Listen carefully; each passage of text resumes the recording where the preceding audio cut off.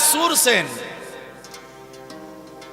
ने संकट चतुर्थी का व्रत किया था और उसी व्रत के प्रभाव से महाराज एक बड़ा दिव्य विमान मेरे गणेश जी ने राजा सूरसेन के लिए भेजा है। भगवान गणेश जी के पार्षद पधारे। पार्षदों ने आज कहा, हे राजन, तुम्हारी भक्ति से, तुम्हारे भाव से, तुम्हारी पूजा और तुम्हारे द्वारा जो संकट चतुर्थी का जो व्रत किया गया, आपने पार्थिव पूजन जो किया भगवान विनायक का, उसको देखकर के भगवान विनायक बड़े प्रसन्न हुए, माने बड़े खुश हुए हैं। और भगवान विनायक ने आपके लिए एक सुंदर विमान भेजा है, हमारा एक बड़ा दिव्य विमान भेजा है। तो आप इस विमान में आरूढ़ हो जाएं, विमान में बैठ जाएं। लेकिन भैया महान व्यक्ति वह नहीं होता जो केवल भैया अपने बारे में ही सोचे, महान वह होता है जो सबके विषय में सोच करके चलता है। एक धर्मात्मा राजा चाहता है कि मेरी प्रजा सब सुखारी हो जाए, सबको आनंद मिले। महाराज राजा सूरसेन ने भगवान गणेश जी के पार्षदों को निवेदन किया, एका में महती वांछा तुष्टे देवे भवेत् बसो तुष्टेषु नगरी हित्वा कथं यायां गजाननम्।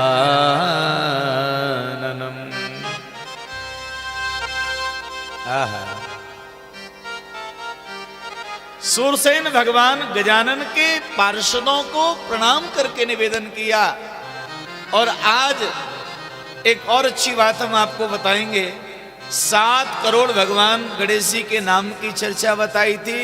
7 करोड़ में से कम होते होते 12 नाम भगवान के गणेश जी के बताए थे। और 12 नामों में भी एक नाम आज हम ऐसा बताएंगे, उस नाम का प्रभाव क्या है वो जान करके आप आश्चर्यचकित हो जाएंगे। बड़ा दिव्य नाम है, आप ध्यान से श्रवण करिएगा महाराज।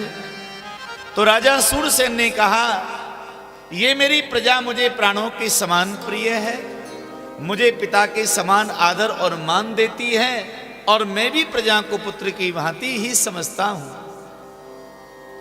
तो आप यदि भगवान विनायक के लोक मुझे ले जाने को आए हैं, तो ऐसी कृपा करो ये विमान बड़ा हो जाए और इस विमान में मेरे नगर के, मेरे गांव शहर के सारे ही लोग उसमें बैठ जाएं, इतना बड़ा हो जाए विमान, ये मेरी प्रार्थना है।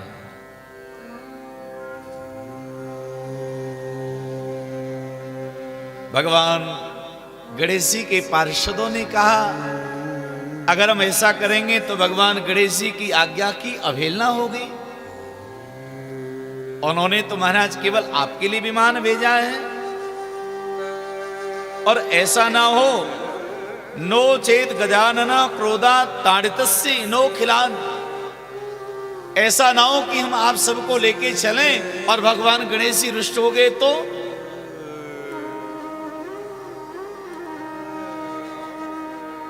भगवान गणेश जी के जो पार्षद हैं वो एकदम विस्मय में पड़ गए, हम क्या करें। भगवान गणेश जी का आदेश है कि सूरसेन को लेके आना। अगर सूरसेन राजा को वहां पर नहीं ले गए तो भगवान गणेश जी रुष्ट हो जाएंगे, और सूरसेन राजा को लेके जाते हैं तो ये पूरे जो नगर के लोग हैं इनको भी ले जाना चाहता है, और इन्होंने कोई सत्कर्म किया नहीं।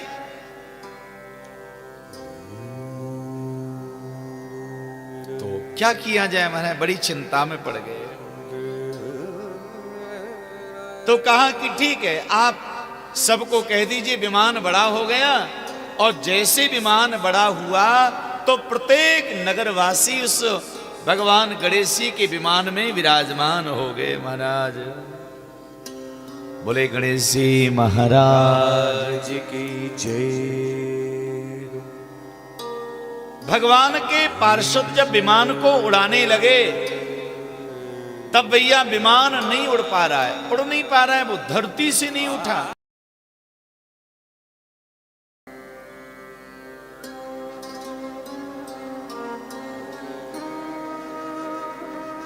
लोग आपस में चर्चा करने लगे। पहले तो ये सोच रहे थे कि हमने ऐसा कोई सत्कर्म नहीं किया, पुण्य नहीं किया, फिर भी एक धर्मात्मा राजा की वजह से भगवान गणेश जी के धाम को जाने। लेकिन अब विमान उड़ नहीं पा रहा है। भगवान गणेश जी के पार्षदों ने देखा आखिर विमान क्यों नहीं उड़ा, तो देखा महाराज विमान के कोने में एक महाराज कुष्टी बैठा हुआ था। ददर्शो सर्वता केचिद कुष्टी दृष्टि पथं गता उवाच कांचिद् राजानां कुष्टिनं त्वामिमं त्वजा।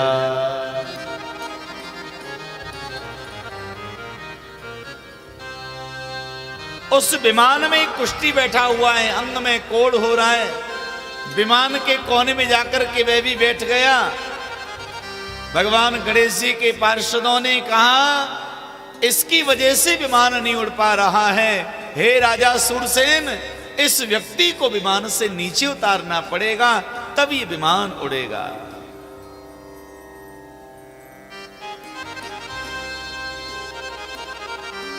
सभी नगर के लोग कहने लगे भैया एक की वजह से सारे लोग नहीं जा पा रहे भगवान गणेश जी के धाम को, इसे उतार दिया जाए, उतार दिया जाए। भगवान गणेश जी के पार्षद भी कहने लगे इसको उतारा जाए। लेकिन महाराज हाथ जोड़ के कहने लगा राजन, मुझे आप इस विमान में रहने दो, मुझे अपने साथ में लेकर के चलो।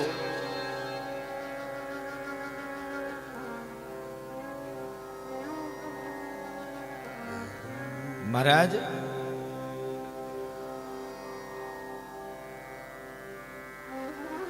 राजा सूरसेन ने मना किया कि अब ये बैठ गया है तो ये तो साथ में ही जाएगा। तो राजा सोमकांत कहने लगे महाराज आखिर में जो कुष्टी इस विमान में बैठा था इसने ऐसा कौन सा पाप किया जिस पाप की वजह से वो विमान में बैठ गया और विमान उड़ नहीं पा रहा है। हजारों लोग विमान में बैठे, वो भी स्तब्ध हो गए, रुक गए। ऐसा इसने क्या किया था?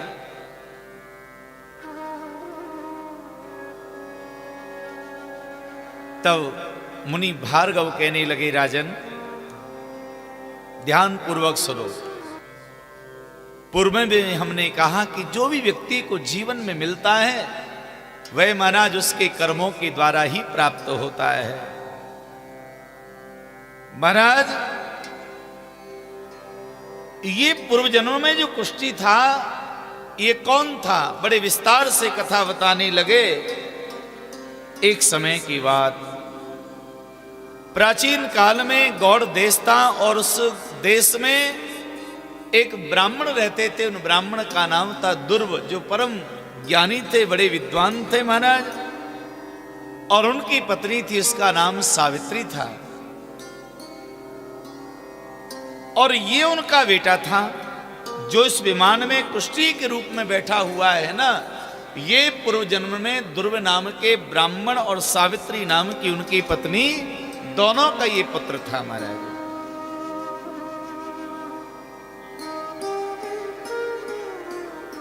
लेकिन इकलौता था तो माता पिता उसको बड़ा स्नेह करते, बड़ा प्यार करते। माता भी बहुत प्रेम करती महाराज अपने पुत्र को। लेकिन भैया अकारण अपनी संतति के द्वारा कोई भी कमी हो जाए और उसको छुपाने के लिए महाराज अगर अपने पुत्र को बढ़ावा दिया जाए कि कोई बात नहीं है, कोई बात नहीं है, तो आगे चल के उसका परिणाम गलत भी हो सकता है। चाणक्य नीति में एक सूत्र आता है, माता शत्रु पिता बैरी, ये न बालो न पाठिता। वो माता शत्रु के समान है, वो पिता बैरी के समान है, जो अपनी संतान को अच्छी शिक्षा नहीं देते। महाराज घर में धन बहुत था, इकलौता बेटा है, कितना बिगाड़ेगा। महाराज घर से धन ले जाने लगा, माता अपनी ओर से देती रही। महाराज धीरे धीरे अब क्या हुआ, धीरे धीरे करके वह उनका बालक महाराज व्यसन में डूब गया है। तन्माता पितरो तस्य वियोगम निक्षतम क्षणम सतो यौवनम मापन्नो निज भार्या विहायताम। जब बेटा बड़ा होने लगा और महाराज वो काबू में नहीं आ रहा है, तो माता पिता ने कहा कि भैया अगर इसको ठीक करना है, सुधारना है, तो फिर कैसे सुधरता है। महाराज आप जानते हैं, अगर कोई ज्यादा उद्दंड हो और सुधारने की चर्चा चले तो लोग कहते हैं भैया इसका ब्याह कर दो। और हकीकत ये में महाराज विवाह होने के बाद में अच्छे अच्छे लाइन पे आ जाते हैं। भाव से बोलिए हर हर, ज्यादातर तो आ ही जाते हैं महाराज, अच्छे अच्छों की अकल ठिकाने पे आ जाती है ब्याह होने के बाद में। अब कोई बहुत लाखों में करोड़ों में कोई और हो जो महाराज वो ना समझ पाए, उसकी हम नहीं कह सकते। तो कहा कि भैया वैसा है कि इसका विवाह कर दो। तो ब्राह्मण देवता ने उसका विवाह कर दिया, लेकिन महाराज उतने व्यसन में डूब गया था, मदिरा का सेवन करता, जुआ खेलता, धन घर से ले जाने लगा, आभूषणों को ले जाने लगा, और अपनी पत्नी को त्याग करके किसी जार स्त्री से उसको प्रेम हो गया, और उसी के प्रेम में डूब करके अब वो धन का व्यय करने लगा।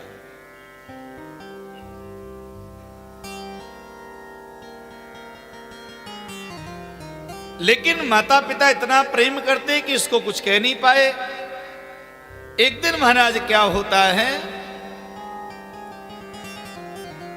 एक दिन की बात, सायंकालीन के समय उनका जो बेटा था आज वो महाराज चला गया। अपार धन घर से लिया, धन को लेकर के इस गणिका के पास में चला गया, और यहां पर महाराज आज मां चिंता करने लगी, रोने लगी।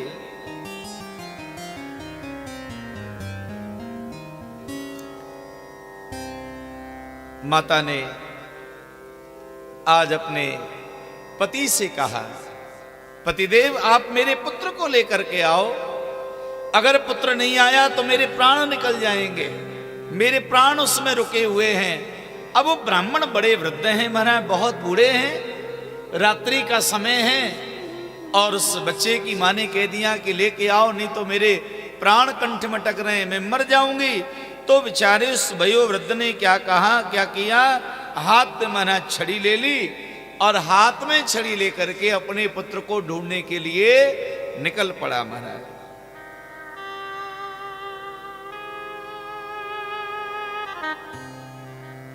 अब वो पिता बेचारा भूखा प्यासा छड़ी हाथ में लेकर के महाराज लोगों से पूछ रहा है, मेरा पुत्र देखा है, मेरा पुत्र देखा है।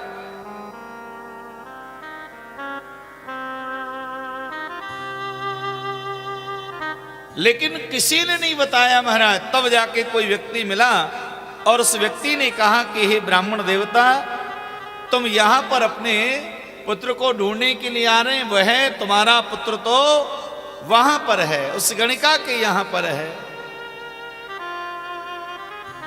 धीरे धीरे महाराज वह ब्राह्मण वहां पर गया, और जैसे उसने अपने पिता को आते हुए देखा, एकदम क्रोध में लाल हो गया।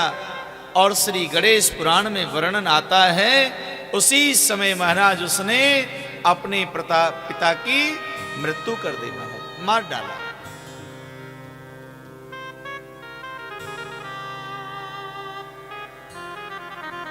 और रस्सी से बांध करके खींचकर दूर जंगल में फेंक के आ गया।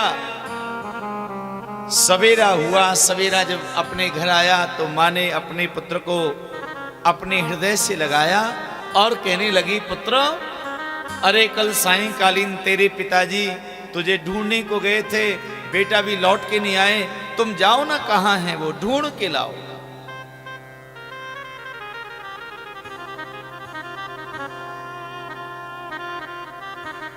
अब तो कहा कि मैंने पिता को मार डाला। माता चिंतित होने लगी तो क्रोध आया और उसने अपनी माता को भी मार दिया है।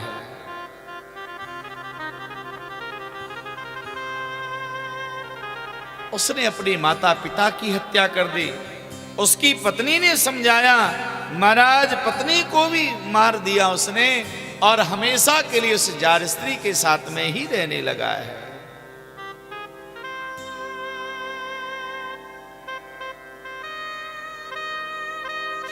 और वही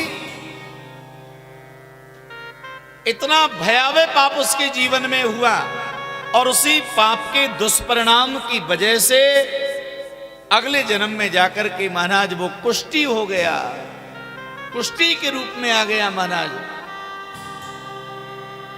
तो राजा सोमनांत को भार्गव मुनि ने समझाया, हे राजा, पूर्व जन्म में वही ध्रुव नाम का वो ब्राह्मण का बालक था जिसने अपने माता पिता और पत्नी की हत्या कर दी।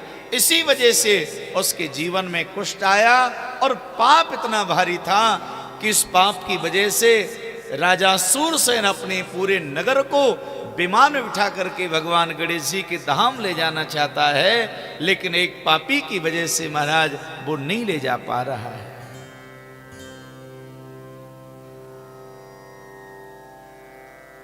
और यही बात भगवान गणेश जी के पार्षदों ने राजा सूरसेन को बताई। तो अब क्या किया जाए? भगवान गणेश जी के पार्षद कहने लगे, भाई इसको तो नीचे उतारना पड़ेगा विमान से। कहा नहीं महाराज, ये तो चलेगा, कोई ऐसा उपाय बताओ जिससे कि ये विमान उड़ जाए। तब भगवान के पार्षदों ने कहा, हे राजा, तुम्हें एक काम करना पड़ेगा। क्या? भगवान श्री गणेश जी का एक नाम परम पवित्र है, बड़ा दिव्य नाम है भगवान का। वो नाम इसके कान में उच्चारण करोगे तो इसके पापों का शमन हो जाएगा और ये प्राणी के पापों का शमन होते ही ये विमान उड़ने लगेगा। तो क्या नाम है महाराज वो? तो बताया यहां पर, गजाननेति श्रुत्वैव दिव्य देहो भवच्चः। एक नाम बताया, वो नाम है गजानन।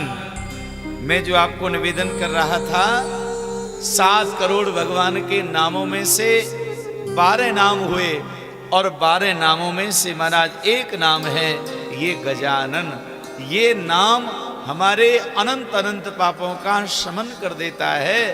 तो कहा कि आप इसके कान में राजा तुम 3 बार गजानन गजानन गजानन बोलो और आपने एक संकट चतुर्थी का जो व्रत किया था, उस एक संकट चतुर्थी के व्रत का पुण्य इसको प्रदान करो, तब जाकर के इसके पापों का क्षय होगा और ये विमान ऊपर उड़ेगा।